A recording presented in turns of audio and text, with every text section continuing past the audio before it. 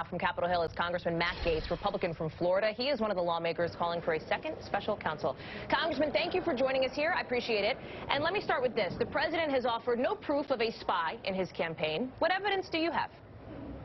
Well, we've seen the same reports that have been made publicly available. One of the reasons that we're fighting so hard for transparency is so that we can get a broader amount of access to the evidence.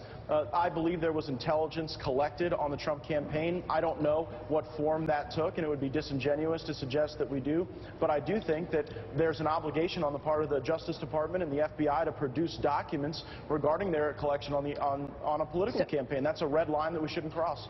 So what I'm hearing from you is that you haven't seen any evidence to support this claim. So how can you say that there was a spy planted in his team? Well, again, I haven't said that there's a spy. I've said that there was intelligence that was collected on the Trump campaign. I believe that one piece of evidence from that would be the memorandum that came out of the Intelligence Committee that talked about the extreme, unusual, and in many ways the procedures that departed from law and that were used to go and obtain a FISA warrant on Carter Page because he was close to the Trump campaign. I don't think there was great interest in Carter Page. I think it was his proximity to the Trump campaign that caused that FISA warrant to be sought by our intelligence community. Let me go back to this idea of what happened when the FBI was investigating Russian interference in the campaign, because there was a person who was apparently having conversations with people on the campaign as part of that investigation. Should the FBI not have been doing that? Yeah, the FBI should not be collecting intelligence on a presidential campaign. Well, wait a second. That's not what it is, though, right? If they're having somebody talking to members of the campaign, what else should the FBI have done if they were trying to investigate?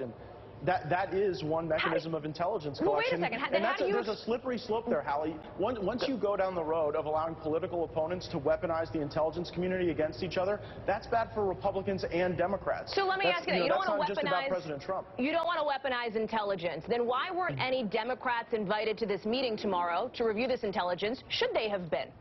Yeah, they definitely should have been. Look, we need to be bipartisan about this, and I think that it would be a lot more credible of a process if we were more inclusive. I think more members of Congress outside of the Intelligence Committee ought to be able to participate in this discussion and debate about what kind of country we want to have. I will add, Hallie, that when I went and found bills sponsored by Adam Schiff, a Democrat, to revise the FISA process, and when I filed Adam Schiff's own bill, he wouldn't co-sponsor his own bill. So I'm in search of more Democrats who want to work together to reform this process. Let me ask you this. You talk about the idea of intelligence gathering related to this FBI investigation. Law enforcement officials on this program that we've talked to, both on and off camera, have said that is standard procedure, basically, when you are investigating this potential attack on our democracy. So how do you explain the difference? How do you distinguish between a spy, as the president has called it, and an informant doing the work of an investigation? Well, it is not standard for political rivals to spy on each other. I know of no other time in American history. What evidence do you have that it was a political rivalry, Congressman? I guess that's what I'm getting at here. Because the evidence I would have for that are the text messages between Peter Strzok and Lisa Page saying the White House wants to be involved. The White House is running everything. You had people in the White House that were very interested and involved in the activities surrounding the Trump campaign. And if one of the tools that was used was the collection of intelligence by going and talking to people on the Trump campaign and trying to perhaps spy on them, perhaps engage in some other form of intelligence collection, my concern is that that crosses a red line. Two quick questions for you. You want to find out more about all this, as you've expressed very clearly here, yet you're also implying that Rod Rosenstein is a member of what you call the criminal deep state. The president obviously picked Rod Rosenstein. Why would he have picked somebody who's in the deep state? I don't know. Look, not everybody bats 1,000. I don't know that Rod Rosenstein was the best pick for Deputy Attorney General. I think we had very high hopes for him. But we have to judge people by their actions. And what we've seen is that Mr. Rosenstein himself signed a renewal of a FISA warrant and fundamentally misrepresented the facts. It never made any disclosure that Christopher Steele was the author of that dossier, which was the first and principal piece of evidence that led to a warrant to spy on Carter Page.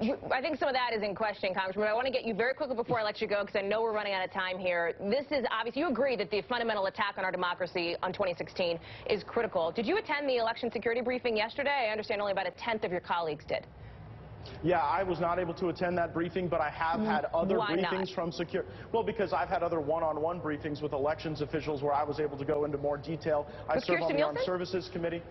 not with Kristen Nielsen, but with other people who interact with Homeland Security, with at the state election level, where we're trying to get better access to information. And so, look, there's a lot of briefings that happen on Capitol Hill, and frankly, I find the briefings where every member of Congress attends, those are the least productive at getting answers. The one-on-one discussions are more productive. Fair to say then you didn't think it was important enough for your attendance? No. I think it's plenty important, but I don't know that that setting yields the most productive discussions and results.